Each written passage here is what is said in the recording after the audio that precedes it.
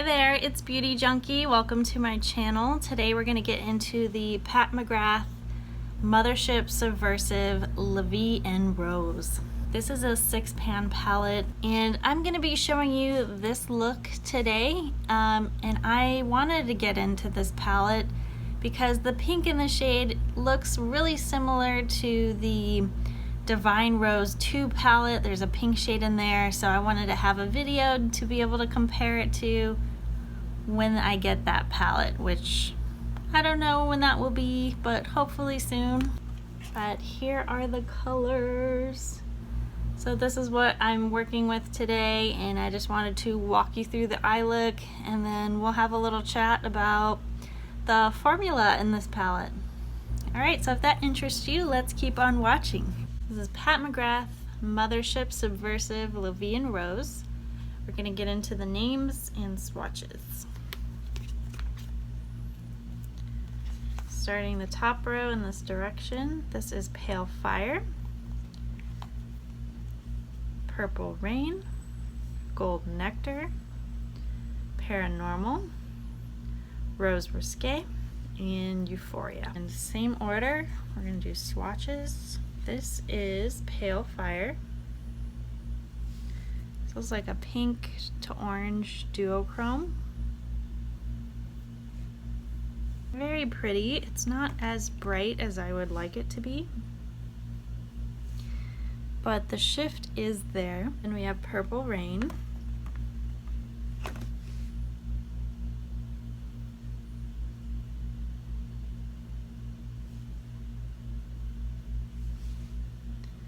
This is a really pretty kind of royal purple, but I have trouble with this one on my eye. Gold Nectar. This is an incredible gold shade. I think all of Pat's golds are really good. Paranormal. Kind of a plum, kind of a purple.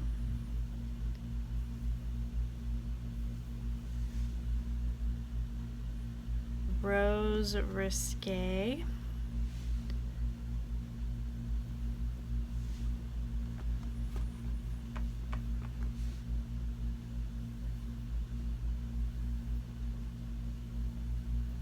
This is a really pretty shade. I have had trouble with this on my eyes in the past. This is Euphoria.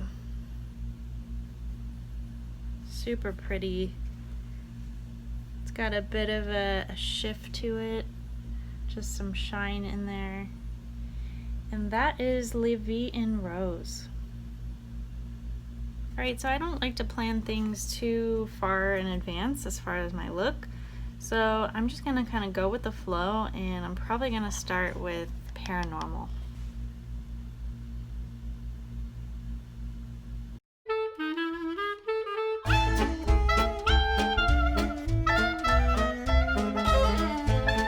Take the same shade under the eye. I'm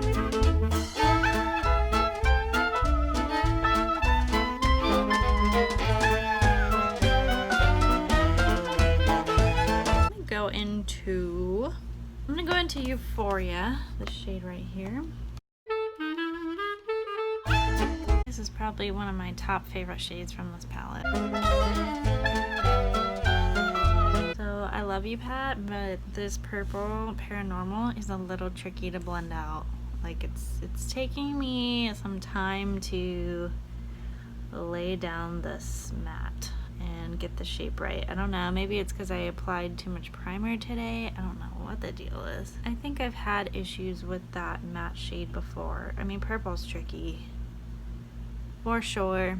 I don't even think I'm gonna mess with this purple today because I've had trouble with it in the past, and I kind of want to do this instead, the pinks. Before I do that, I want to continue Euphoria under my eye.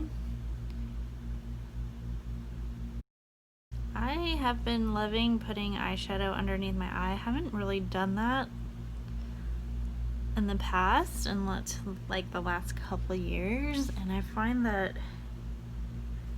the darker the shade is, it hides like a multitude of sins. Like if you have creases under your eyes. I think I naturally have always had creases because just my eyes, and it really does a good job of hiding that. Like, I don't have to worry about concealer creases as much. I think it just balances out the eye when you have something underneath. I'm gonna use a flat brush and we're gonna go into Rose Risque.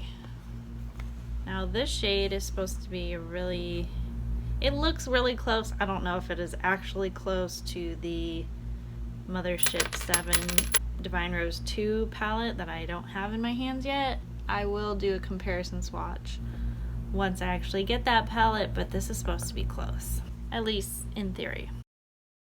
You know what I want to do? I'm gonna use my finger. So that kind of covered up Euphoria. But it's kind of hiding under there. I have to admit, this look is a moment. This purple and pink. I love these shades, but I know not everyone's into them, but oh my gosh. You know, I haven't worked with this palette as much, but I'm learning to like it doing this tutorial. I've had my struggles with it in the past, but these are some really beautiful tones once you get into it. Faux show. Question is, do I want to go into Gold Nectar? I know I want to do Pale Fire, because I love me a light duochrome shade. But where do I want to put gold? I feel like gold's gonna kind of overtake things. I just want to use everything in a palette every time. Let's do Pale Fire first and see where we're at. So Pale Fire, this is kind of that orange pinky interesting shade.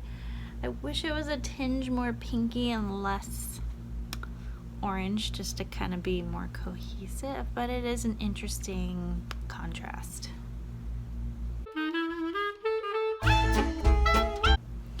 So I've always been a huge fan of a lot of inner corner. Some people just do a little dab, not me.